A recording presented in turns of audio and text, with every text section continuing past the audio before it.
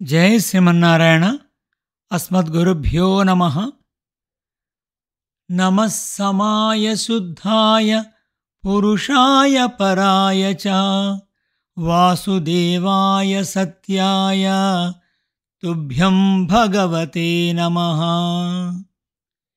నీవు సర్వప్రాణులలో ఆత్మ చైతన్య రూపముగా సమానముగానున్నావు. నీయందు కర్తృత్వ భోక్తృత్వాది దోషములు లేవు. సర్వజగన్నివాసుడగు నీవు స్వయం ప్రకాశస్వరూపుడవు. నీవు ప్రకృతికి అతీతుడవు. సర్వమూర్తివగు నీయందు ఈశ్వర భావము, వీర్యము, యశస్సు, శ్రీ, జ్ఞానము మరియు వైరాగ్యము అనే 6 గుణములు పూర్ణముగానున్నవి. నీకు నమస్కారము. 4th Canto 30th Chapter 42nd Prayer. భగవద్బంధువులారా, శ్రీమద్ భాగవత తత్వదీపిక 3వ స్కంధము 23వ పాడ్కాస్ట్లో స్వాగతం. ఇంతవరకు విదుర మైత్రేయ సంవాదంలో జయవిజయుల యొక్క కథ, వారికి సనక సనందాదులు ఇచ్చిన శాపము, భగవంతుడు దానికి సమన్వయంగా చెప్పినటువంటి సమాధానము వరకు మనం తెలుసుకున్నాం. వారు ఆ వైకుంఠవాసం నుండి క్రింది లోకంలో వచ్చి కశ్యప దితి యొక్క గర్భంలో ప్రవేశిస్తారు. ఇంతవరకు మన కథ జరిగింది. దాని తర్వాత విషయాన్ని తెలుసుకుందాం. భర్త ఆజ్ఞను అనుసరించి తన బిడ్డలకు ఏమి ప్రమాదం వచ్చునో అని భయపడుచు 100 సంవత్సరములు గర్భవతి అయి ఉండి కవల పిల్లలను కనెను. వారు పుట్టిన సమయమున భూమిపై అంతరిక్షములో దేవలోకమున భయంకరములగు ఉత్పాతములు ఏర్పడెను. లోకపీడ కలగబోచున్నదని ఆ సూచనలనిచే ఎరుంగుటకు అవకాశం కలిగినది. కొండలలో భూమి కంపించుచున్నది. దిక్కులలో హఠాత్తుగా మంటలు వచ్చుచున్నవి.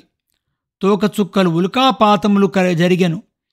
తీవ్రమగు వాయువు పెద్ద ధ్వనితో పెద్ద పెద్ద చెట్లను కూల్చివేయుచుండెను. చెట్లను పెకిలించి వేయుచుండెను. మేఘములలో మెరుపులు అధికముగా ఉండెను.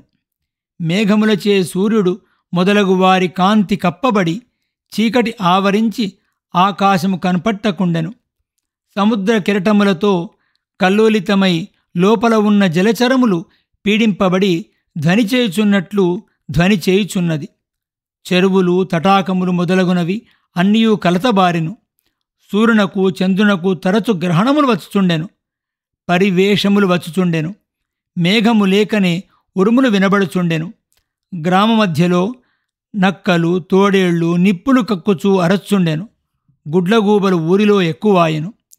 పల్లెలలో, పట్టణములలో ఉన్న పశువులు, జంతువులు ఈ ధ్వనులకు భయపడి ఏడుపు ధ్వనితో అరచుచూ తమ గుళ్ల నుండి ఎగిరిపోవుచుండెను. మేఘముల నుండి రక్తము వర్షించుచుండెను. దేవతా ప్రతిమల నేత్రముల నుండి రక్తం వర్షించుచుండెను. ఇట్టి అశుభ సూచకములను ఎరుంగని వారందరూ జగత్తునకు ప్రళయం వచ్చుచున్నదేమో అని భయపడిరి.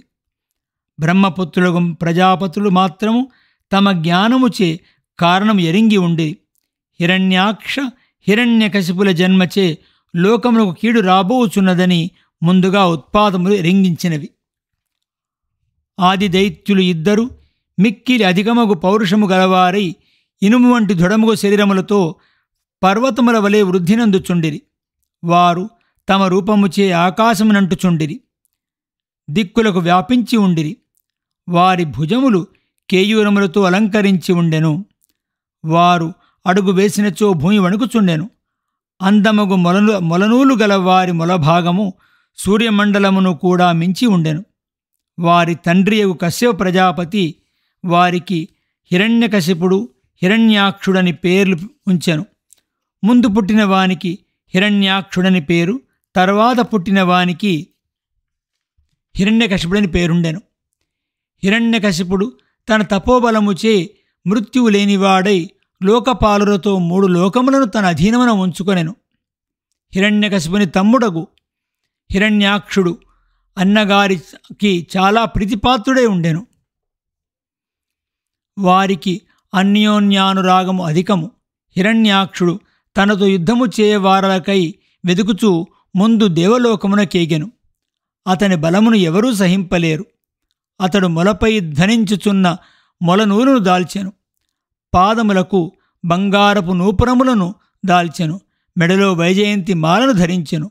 భుజములకు భుజకీర్తులను ధరించెను. అతడు వరములను పొంది మదించి ఉండెను. అతనికి ఎవరి వలనా భయము లేకుండెను. దేవతలు అతన్ని చూచి పాముడు గరుత్మంతునకు భయపడినట్లు భయపడి దాగిపోవుచుండిరి. హిరణ్యాక్షుడు తన పరాక్రమను సహింపలేక దేవతలు దాగుకునినారని ఎరింగి వారు పౌరుషహీనులను ఒక్కసారి గర్జించెను. వెనుకకు మరలి వచ్చెను. తను ఎదిరించి వారు సముద్రంలో ఉందురేమోనని బలమైన మదించిన ఏనుగు నీటిలో దూకినట్లుగా సముద్రంలోనికి చొచ్చుకొని పోయెను. సముద్రమునకు అధిపతి వరుణుడు. అతని సైనికులందరూ ఇతని ఆర్భాటమునకు భయపడి వాని తేజస్సుచే వెనుతిరిగి పారిపోయిరి. ఆ హిరణ్యాక్షుడు చాలా సంవత్సరములు సముద్రంలో సంచరించుచు పెద్ద పెద్ద కెరటములను ఉవ్వెత్తుగా తన గదచే కొట్టి వేయుచు అందు విహరించుచు వరుణుని రాజధానియగు విభావరి అని పట్టణమును చేరెను. ఆ పట్టణములో పాతాళలోకమందుండు రాక్షసులందరకు పాలకుడై ఉన్న వరుణుని చూసి నవ్వుచు నాతో యుద్ధము చేయుము అని పలికెను. నీవు లోకపాలురగు అధిపతివని గొప్ప కీర్తిని ఆర్జించి ఉన్నావు. నీవు పూర్వము దైత్యులను దానవులను అందరినీ జయించి రాజసూయమును చేసిదివట. అందుచే నాతో యుద్ధమునకు రమ్ము అని పిలిచెను. అప్పుడు వరుణుడు మదించి ఉన్న రాక్షసుడు తనకు కోపం కలుగునట్లుగా పలుకుచున్నను అది సమయము కాదని తన కోపమును తగ్గించుకొని అతనితో ఇట్లు పలికెను. అయ్యా, మేము యుద్ధము చేయుట మానితిమి.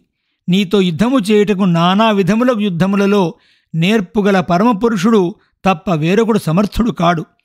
అందుచే అతని వద్దకు ఏగుము. నీ వంటి మానవంతులు అతన్ని స్తోత్రము చేయుచుందురు. వీరుడగు ఆ పరమపురుషుని వద్దకేగి అతనిని ఎదిరించి గర్వము తొలగిన వాడవై యుద్ధభూమిలో పడి శునకములు చుట్టూను చేరగా క్షీణించెదవు. నీ వంటి దుష్టులను నాశము చేయుట కొరకును సత్పురుషులను అనుగ్రహించుట కొరకును అనేక రూపములు ధరించుచుండెను. వరుణుడు పలికిన మాటలను విని తనతో ఎదిరించి యుద్ధము చేయగల యోధుడు ఉన్నాడని సంతోషించిన మనసుతో మదించిన వాడగుటచే తనను అతడు చంపునని వరుణుడు చెప్పిన మాటను లెక్కచేయక ఆ భగవానుడు ఎచ్చట ఉండునో నారదుడు ఎరింగింపగా తొందరగా పాతాళమున కేగెను. ఆ రసాతలమున అందరనూ జయింపజాలిన శ్రీహరి పర్వతం వలె చలించని వాడై నిలిచి వరాహ రూపమున తన కోర చివరతో భూమిని పైకెత్తి నిలిచి ఉండెను. తన కంటి ఎర్రని కాంతిచే హిరణ్యాక్షుని తేజస్సును హరించుచుండెను.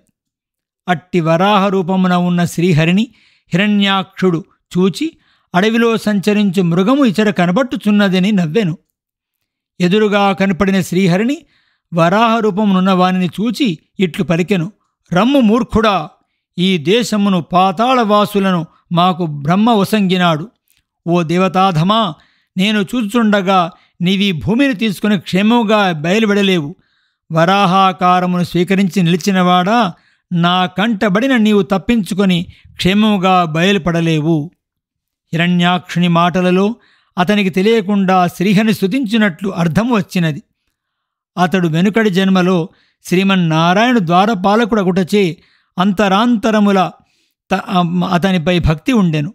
బాహ్యముగా అసురుడగుటచే దూషించెను. కాని అతనికి తెలియకనే స్తోత్రమే అందుండెను. అజ్ఞ అని పిలిచినాడు అంటే జ్ఞానము లేనివాడా అని అర్థం. దీనికి నీకంటే జ్ఞానము కలవారు వేరొకరు లేనివాడా, సర్వజ్ఞుడా అని అర్థము. నీవు వనగోచరుడవు అనినాడు. అందులో ఉందువు అని బాహ్యార్థము. వనము అనగా నీరు. దానియందు ఉండువాడు అంటే నారాయణుడు. నీవు నారాయణుడవు అని అర్థము. నీవు మృగమై వచ్చితివి అనినాడు. మృగము అనగా వెదకునది అని అర్థము. వెదకబడునదని కూడా అర్థము. అడవులలో దాగి ఉండుటచే వేటగాండ్రచే వెదకబడునది మృగము. ఆహారమునకై ఇటునటు వెదుకున్నది మృగము. అట్లే భగవానుడు కూడా యోగులచే వెదకబడును కనుక మృగము. దుష్టులను శిక్షించుట వెదుకుచుండును కనుక మృగము అని భగవానునికి చెప్పవచ్చును. నేను చూచుండగా సుఖముగా పోలేవైనాడు. నేను చూచుండగా నన్ను లెక్క చేయక నా రాజ్యమును నీవు పొందెదవు అని జరగబో విషయమును చెప్పినట్లు ఉన్నది. సూకర ఆకారమును పొందినవాడా అని హేళనముకు పిలిచినట్లు పిలిచినాడు. అది వాస్తవమే. అతడు శ్రీహరియే. సూకరాకారమును అతడు లీలగా తెచ్చుకున్నది. మా శత్రువులకు దేవతలచే మమ్ములను చంపుటకు నీవు పోషింపబడితివా? వారిచే ప్రేరేపింపబడి మాయతో రాక్షసులను చంపుచున్నావు. నీకు మాయే బలము, పౌరుషము చాలా స్వల్పము. అట్టి నిన్ను చంపి మా మిత్రుల శోకమును తొలగించదను అని నాడు హిరణ్యాక్షుడు. దీనిలో కూడా శ్రీహరిని స్తోత్రము చేయుచున్నట్లు అర్థం వచ్చినది. దేవతలు నిన్ను మోక్షమునకై ఆశ్రయించుచుందురు. నీకు బలము నీ సంకల్పమే. నీవు నీ రూపముతో బలమును చూపించనవసరము లేదు. నీవు ఇంద్రాదుల ద్వారా నీ సంకల్పముచే రాక్షసులను చంపుచుందువు. ఇది నీకు లీల. నిన్ను భక్తితో హృదయమందు స్థాపించుకొని ఈ సంసార దుఃఖమును నాశనము చేసుకొందురు. నేను నిన్ను స్మరించుటచే నా బంధువుల శోకములు కూడా తొలగిపోవును అని 2 అర్థములు వచ్చినట్లు హిరణ్యాక్షుని పలుకులు వెలువడినవి. నా భుజమునందున్న గదతో నీ శిరస్సును బ్రద్దలు చేతును. నీవు చనిపోయినచో నిన్నే ఆరాధించు ఋషులు దేవతలు ఏ ప్రయత్నం అక్కరలేకయే దిక్కులేని వారై నశింతురు. ఈ విధంగా ఆ అసురుడు హిరణ్యాక్షుని మాటలే ములుకులుగా తనను పొడువగా తన కూరపై నిలిచి ఉన్న భయపడుచున్న భూమిని చూచి వాడి మాటలచే కలిగిన బాధను సహించుచునే మొసలి పట్టు తప్పించుకుని ఆడ ఏనుగును తన దంతముపై నిలుపుకొని వెలికివచ్చున్న మగ ఏనుగు వలె భూదేవితో వెలికివచ్చుండెను. తన లక్ష్యము చేయకుండా వెడలిపోవుచున్న వరాహ రూపమున ఉన్న భగవాన్ను చూపి తన పట్టు తప్పించుకొని పోవుచున్న ఏనుగును మొసలి మొరల వెళ్ళి పట్టినట్లు వెంటనంటి పరుగెత్తి భయంకరముగు ధనితో పిడుగుపడినట్లు ఎదురించి ఇట్లు పలికెను. సిగ్గులేనివాడా, నేను నిందించుచుండగా భయపడి పారిపోచుంటివా?